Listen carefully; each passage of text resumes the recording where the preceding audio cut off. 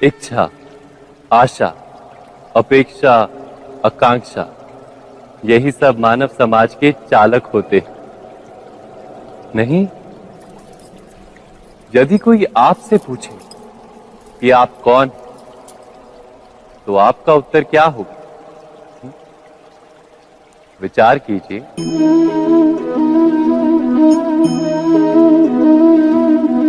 आप तुरंत ही ये जान पाएंगे कि आपकी इच्छाएं ही आपके जीवन की व्याख्या है।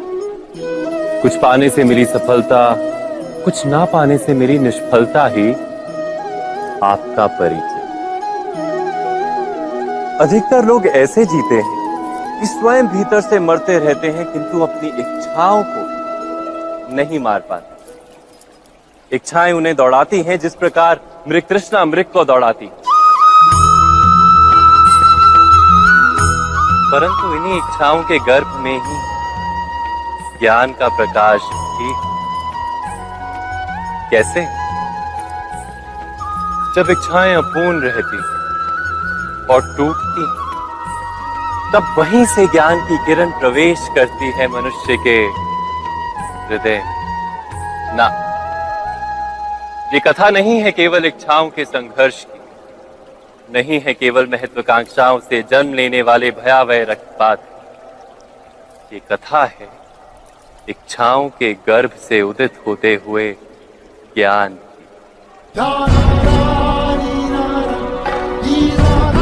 मैं वासुदेव कृष्ण आप सभी को निमंत्रण देता हूं इस यात्रा पे चलने का, जो जीवन का मर्म सिखाएगी, मनुष्य का धर्म सिखाएगी, कीचड़ से उठकर कमल बनने का कर्म सिखाएगी। और इस यात्रा का नाम है महाभारत।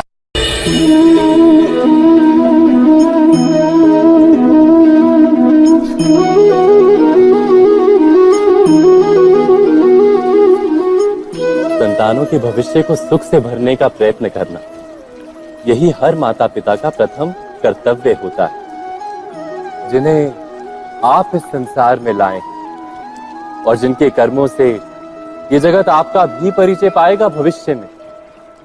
उनके भविष्य के सुख की योजना करने से अधिक महत्व और हो भी क्या सकता है। किंतु सुख और सुरक्षा, क्या ये मनुष्य के कर्म? जो माता पिता अपने संतानों के भविष्य की चिंता करते हैं, उनकी संतानों को कोई लाभ नहीं होता। किंतु जो माता पिता अपने संतानों के भविष्य की नहीं, उनके चरित्र का निर्माण करते हैं, उन संतानों की प्रशस्ति समस्त संसार करता है। स्वयं विचार कीजिए।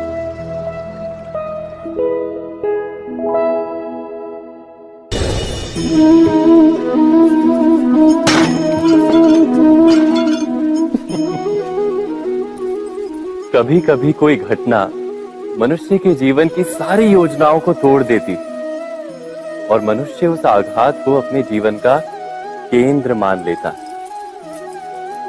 पर क्या भविष्य मनुष्य की योजनाओं के आधार पर निर्मित होते हैं? नहीं। जिस प्रकार किसी ऊंचे पर्वत पर सर्वप्रथम चढ़ने वाला उस पर्वत की तलाई में बैठकर जो योजना बनाता है, क्या वही योजना उसे उस पर्वत की चोटी तक पार कीजिए?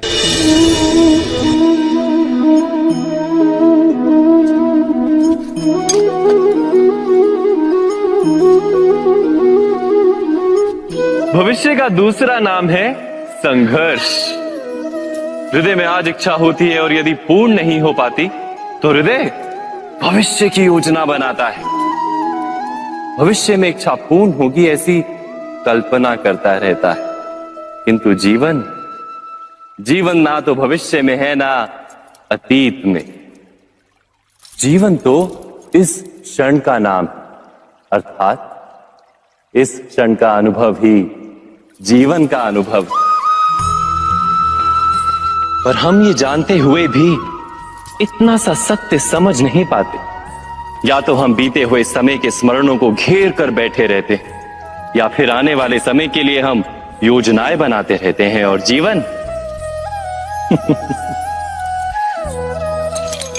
जीवन बीत जाता है।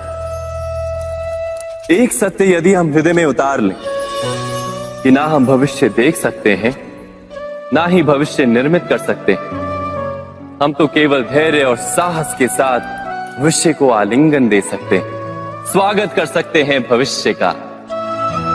तो क्या जीवन का हर पल जीवन से नहीं भर जाएगा? स्वयं विचार कीजिए। पूर्वजों की इच्छा, आशा, महत्वाकांक्षा, क्रोध, बैर, प्रतिशोध, यही सब आने वाली पीढ़ी की धरोहर बनते हैं। माता पिता अपनी संतानों को देना तो चाहते हैं समस्त विश्व का सुख, पर देते हैं अपनी पीड़ाओं की संपत्ति। देना चाहते हैं अमृत, पर साथ ही साथ विष का घड़ा भी भर देते हैं। आप विचार कीजिए, आपने अपनी संतानों को क्या दिया आज तक? अवश्य प्रेम, ज्ञान, संपत्ति आदि दिए, पर क्या साथ ही साथ उनके मन को मैल से भर देने वाले पूर्व ग्रह नहीं दिए? अच्छे बुरे की पूर्व निर्धारित व्याख्याएं नहीं दी? व्यक्ति का व्यक्ति के साथ, समाजों का समाजों के साथ, राष्ट्र का राष्ट्र के साथ संघर्ष क्या इन्हीं पूर्व ग्रहों से निर्मित नहीं होते? हत्या, मृत्यु, रक्तपात क्या इन्हीं पूर्व ग्रहों से नहीं जन्मते? अर्थात माता पिता अपनी संतानों को जन्म के साथ मृत्यु का दान भी देते हैं। प्रेम के प्रकाश के साथ साथ घृणा का अंधकार भी देते हैं, और अंधकार मन का, हृदय का हो या वास्तविक हो, उससे केवल भय प्राप्त होता है, केवल भय। स्वयं विचार कीजिए।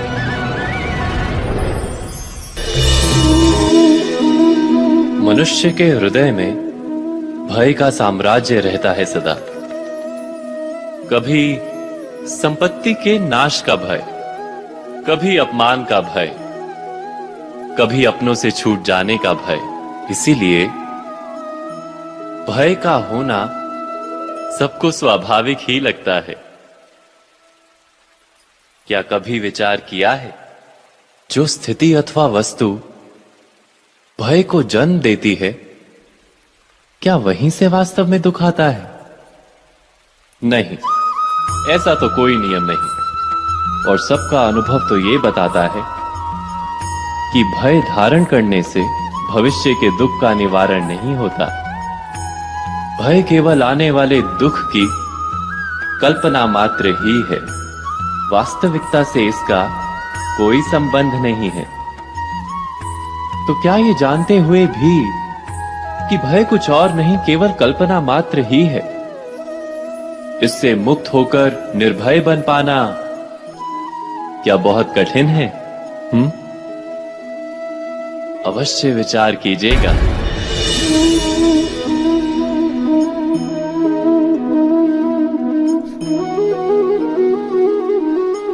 जगत में प्रत्येक व्यक्ति को किसी ना किसी प्रकार की निर्बलता अवश्य होती है। जैसे कोई बहुत तेजी से दौड़ नहीं पाता तो कोई अधिक भार नहीं उठा पाता, कोई असाध्य रोग से पीड़ित रहता है तो कोई पढ़े हुए पाठों को स्मरण में नहीं रख पाता। ऐसे अनेकों उदाहरण और भी हैं। क्या आप किसी ऐसे व्यक्ति को जानते हैं जिसे सब कुछ प्राप्त हो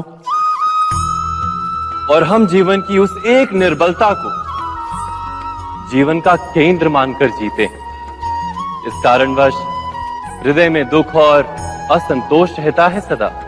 निर्बलता मनुष्य को जन्म से अथवा संजोग से प्राप्त होती है, किंतु उस निर्बलता को मनुष्य का मन अपनी मर्यादा बना लेता है। किंतु कुछ व्यक्ति ऐसे भी होते हैं जो अपने पुरुषार्थ और श्रम से उस निर्बलता को पराजित कर देते हैं। क्या भेद है उनमें और अन्य लोगों में? क्या आपने कभी विचार किया है? सरल सा उत्तर है इसका। जो व्यक्ति निर्बलता से पराजित नहीं होता, जो पुरुषार्थ करने का साहस रखता है हृदय में, वो निर्बलता को पार कर जाता है। अर्थात निर्बलता अवश्य ईश्वर देता है, किंतु मर्यादा मनुष्य का मन ही निर्मित करता है। स्वयं विचार कीजिए।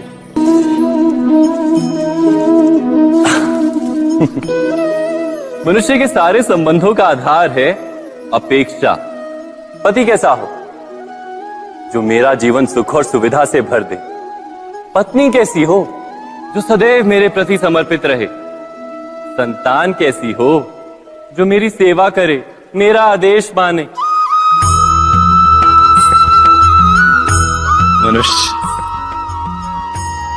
मनुष्य उसी को प्रेम भी कर पाता है जो उसकी अपेक्षा पूर्ण करता है, और अपेक्षा की तो नियति है भंग होना। कैसे? क्योंकि अपेक्षा मनुष्य के मस्तिष्क में जन्म लेती है। कोई अन्य व्यक्ति उसकी अपेक्षाओं के बारे में जान ही नहीं पाता। पूर्ण करने की प्रामाणिक इच्छा हो तब भी कोई मनुष्य किसी की अपेक्षाओं को पूर्ण नहीं कर पाता, और वहां से जन्म लेता है संघर्ष। सारे संबंध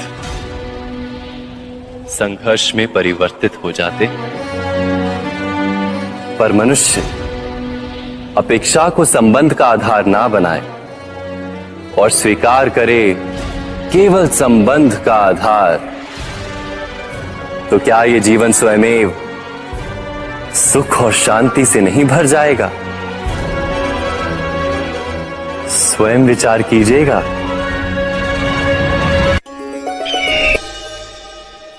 तो किसी घटना में अन्याय का अनुभव होता है तो वो घटना उसके अंतर को झकझोर देती, समस्त जगत उसे अपना शत्रु प्रतीत होता है। अन्याय लगने वाली घटना जितनी बड़ी होती है, मनुष्य का हृदय भी उतना ही अधिक विरोध करता है।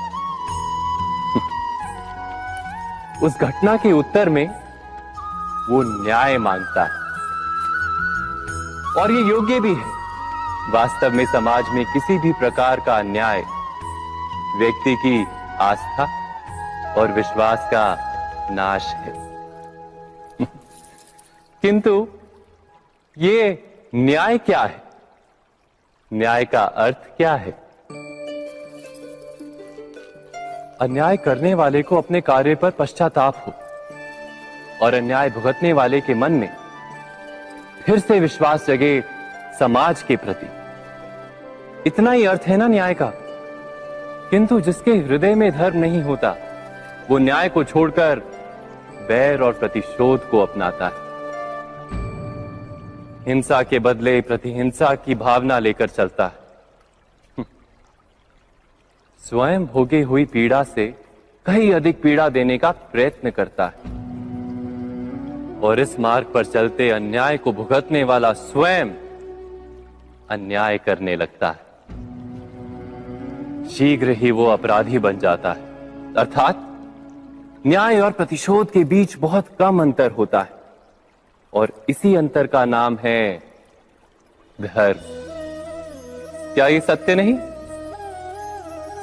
स्वयं विचार कीजिए। दो व्यक्ति जब निकट आते हैं तो एक दूसरे के लिए सीमाएं और मर्यादाएं निर्मित करने का प्रयत्न अवश्य करते हैं। हम यदि सारे संबंधों पर विचार करें तो देखेंगे कि इन सारे संबंधों का आधार यही सीमाएं हैं जो हम दूसरों के लिए निर्मित करते हैं, और यदि अनजाने में भी कोई अन्य व्यक्ति इन सीमाओं को तोड़ता है तो उसी क्षण हमारा हृदय क्रोध से भर जाता है। इन सीमाओं का वास्तविक रूप क्या है? क्या हमने कभी विचार किया? क्या ऐसा नहीं होता?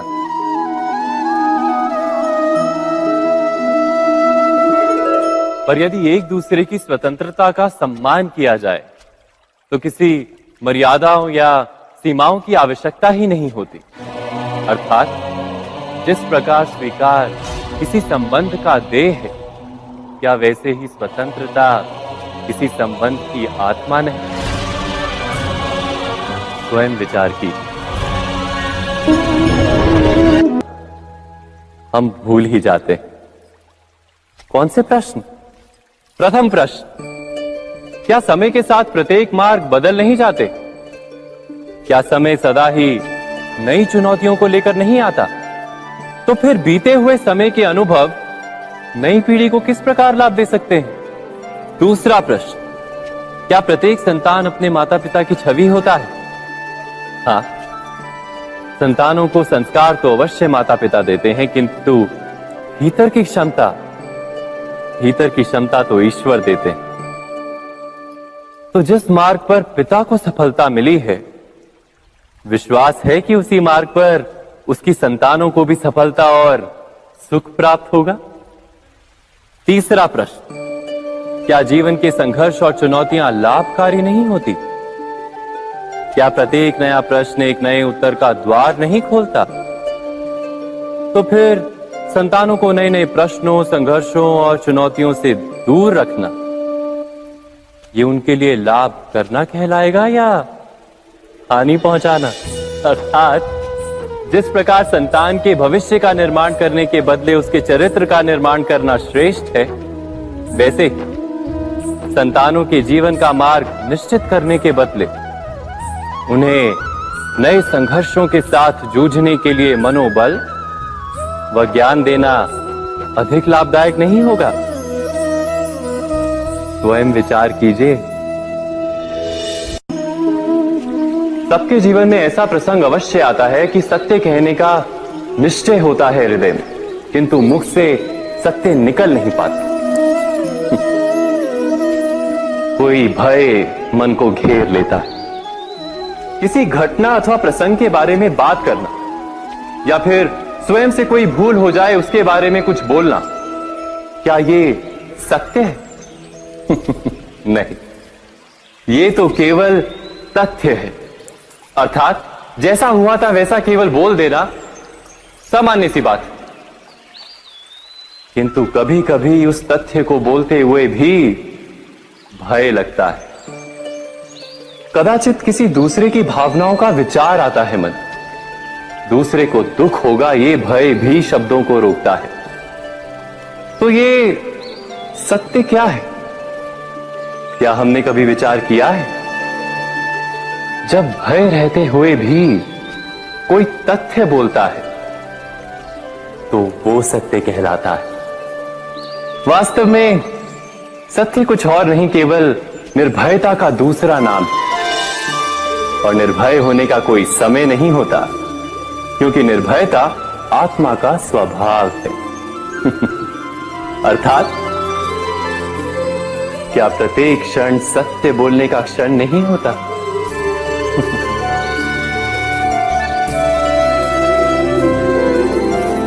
स्वयं विचार कीजिए। जब भी किसी की आशा और इच्छा भंग होती है तो उसका हृदय क्रोध से भर जाता है। जिस व्यक्ति को वो अपना अपराधी समझता है उसे दंड देने का प्रयत्न करता है। पर क्या हमारी इच्छा या आशा का भंग होना क्या सदा ही किसी का अपराध होता है? इच्छाओं के अपूर्ण रहने के तो कई कारण हो सकते हैं। कुछ तो संजोग के कारण अधूरी रह जाती हैं और कुछ नियति के कारण। और कभी कभी इच्छाओं का स्वरूप ही ऐसा होता है कि वो पूर्ण नहीं हो पाती। बिना परिस्थिति पर विचार किए किसी को अपराधी मान लेना न्याय नहीं, प्रतिशोध है। न्याय का आधार तो दया है, करुणा है, और प्रतिशोध का आधार क्रोध, अहंकार। अर्थात हृदय में करुणा धारण किए बिना किसी के अपराध के विषय में विचार करना, किसी को दंड देना, क्या अपने आप में ही अन्याय नहीं? स्वयं विचार कीजिए।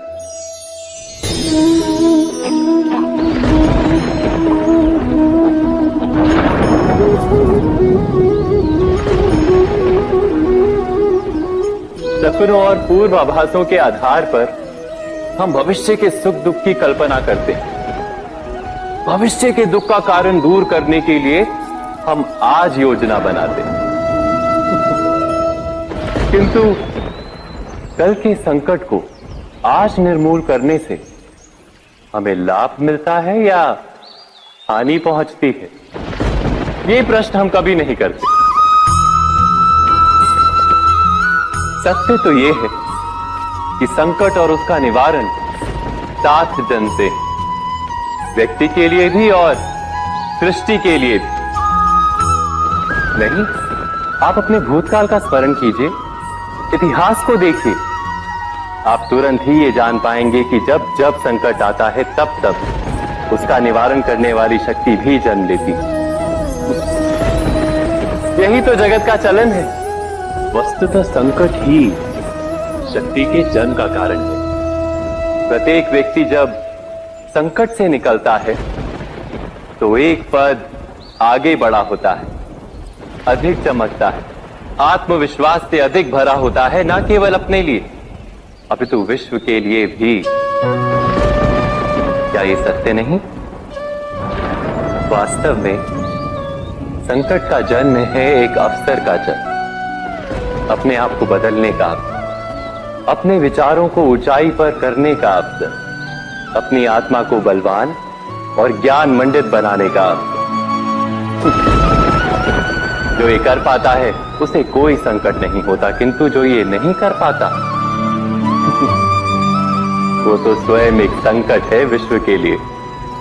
विचार कीजिए।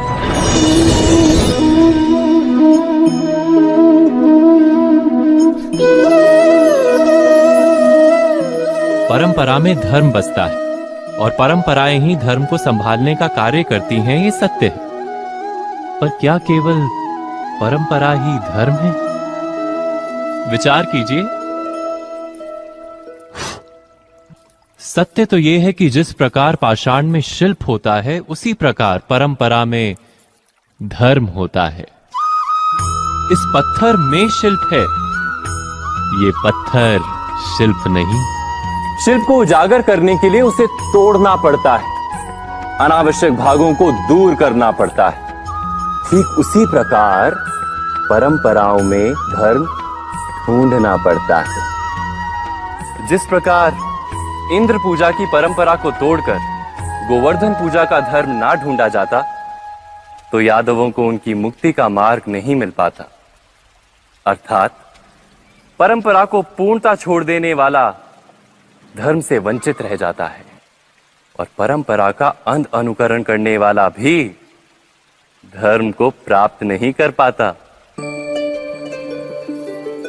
कहते हैं हंस के पास नीर क्षीर विवेक होता है, दूध में मिले पानी को छोड़कर केवल दूध ही ग्रहण करता है। तो क्या सच्चा धर्म प्राप्त करने के लिए हृदय में ज्ञान से जन्मा विवेक आवश्यक है? और ऐसे विवेक के बिना जिसे धर्म मान भी लिया जाए, जो वास्तव में धर्म ना भी हो, ऐसा भी तो हो सकता है।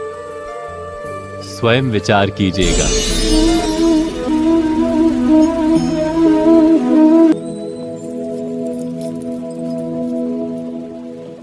भविष्य के आधार पर सब आज का निर्णय लेना चाहते हैं। भविष्य में सुख मिले, भविष्य सुरक्षित हो, ऐसे निर्णय आज लेने का प्रयत्न रहता है सबका। आप अपने जीवन को देखिए, क्या आपके अधिकतर निर्णय के पीछे भविष्य का विचार नहीं होता? और हो भी क्यों ना, अपने जीवन को सरल और सुखमय बनाने का प्रयत्न करने का अधिकार सबका है। पर भविष्य तो कोई नहीं जानता, केवल कल्पना ही की जा सकती है। तो जीवन के सारे महत्वपूर्ण निर्णय कल्पनाओं के आधार पर ही करते हैं हम। क्या निर्णय करने का कोई तीसरा मार्ग हो सकता है? विचार कीजिए। सारे सुखों का आधार धर्म है और वो धर्म मनुष्य के हृदय में बसता है। तो प्रत्येक निर्णय से पूर्व स्वयं अपने हृदय से ये प्रश्न अवश्य पूछ लेना कि ये निर्णय स्वार्थ से जन्मा है या धर्म से। क्या इतना पर्याप्त नहीं? भविष्य के बदले धर्म का विचार करने से क्या भविष्य अधिक सुखपूर्ण नहीं होगा? स्वयं विचार कीजिए। व्यक्ति को जब उसके अपराध का दंड मिलता है, तब कभी कभी उस न्याय को देखकर मन कचोटता है। प्रश्न उठता है हृदय में कि जब वो अपराध हुआ था, तब व्यक्ति भिन्न था। उसके पश्चात उसने इतने पश्चाताप किए, स्वयं में इतना परिवर्तन किया, फिर उसे दंड क्यों मिले? पर जहां आघात होता है, वहां प्रत्याघात भी होता है। जैसा कर्म वैसा फल। यदि किसी को प्रेम दोगे तो सुख प्राप्त होगा, यदि किसी की हत्या करोगे तो मृत्यु दंड मिलेगा। जैसा कार्य वैसा ही न्याय। तो फिर प्रायश्चित और पश्चाताप का कोई मूल्य नहीं है? अवश्य है मूल्य। प्रायश्चित और पश्चाताप मनुष्य की आत्मा को बलवान करता है। आने वाले दंड को स्वीकार करने के लिए मनुष्य को तैयार करता है। अर्थात बिना प्रायश्चित के दंड स्वीकार करने का कोई मूल्य है? स्वयं विचार कीजिए।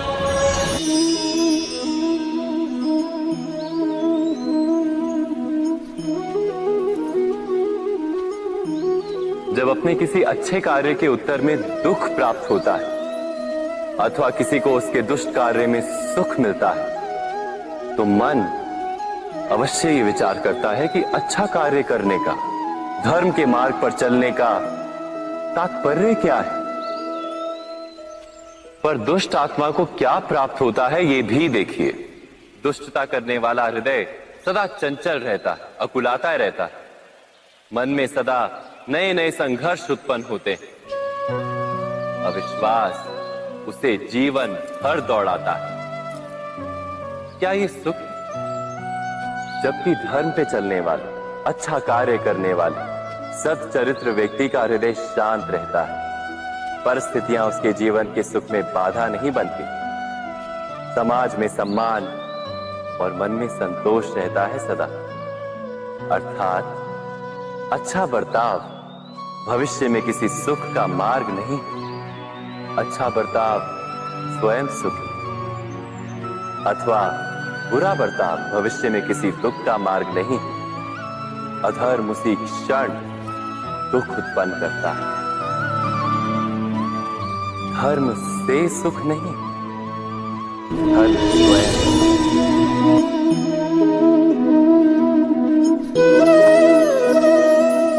सत्ता की लालसा सबके हृदय को घेरे रहती है।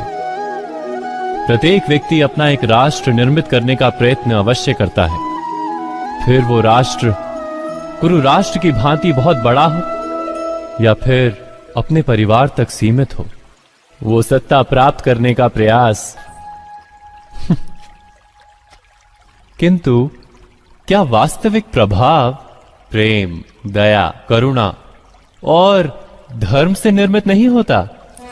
जब भी मनुष्य कठोरता और अधर्म से सत्ता प्राप्त करने का प्रयत्न करता है, तब वो दूसरों के हृदय में विरोध अथवा विद्रोह को जन्म देता है। और परिणाम कुछ इस प्रकार।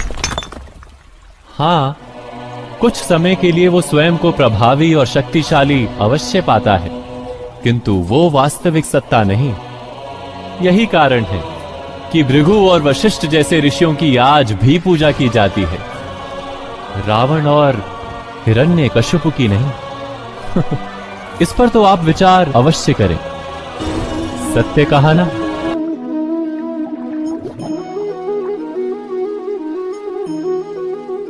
इस संसार में आने वाला प्रत्येक बालक संपूर्णतः संस्कार रहित होता है।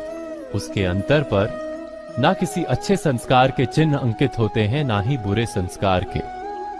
अर्थात जन्म से बालक में ना कोई गुण होता है और ना ही कोई दोष। तो ये दोष अथवा गुण किस प्रकार प्राप्त होते हैं? क्या हमने कभी विचार किया है? जो बात माता पिता के मुख से निरंतर सुनी जाती है, वही बात उनकी संतानों के हृदय का संस्कार बनती है। जैसे किसी गांव में नदी तट तक एक पगडंडी बन जाती है केवल उस मार्ग पर बार बार चलने के कारण, अर्थात माता पिता के हृदय की इच्छाएं उनकी संतानों के हृदय का दोष अथवा गुण बनकर जन्म लेती हैं। क्या ये सत्य नहीं? पर फिर भी जब उनकी संतानों में कोई दोष दिखाई देता है तो माता पिता आश्चर्य और दुख से भर जाते। माता पिता का हृदय ये प्रश्न करता है कि उनकी संतानों में ये कुसंस्कार आए कहां से। सत्य तो यही है कि माता पिता अपनी संतानों को अनजाने में ही कुसंस्कार के बीज दे देते हैं, जो उनके संतानों की हृदय भूमि पर कुसंस्कार का वृक्ष बनकर उगता है। अर्थात अपनी संतानों को सुसंस्कारी और धर्ममय बनाने की आशा रखने वाले प्रत्येक माता पिता को प्रथम अपने हृदय की इच्छाओं पर अंकुश रखना क्या अनिवार्य नहीं?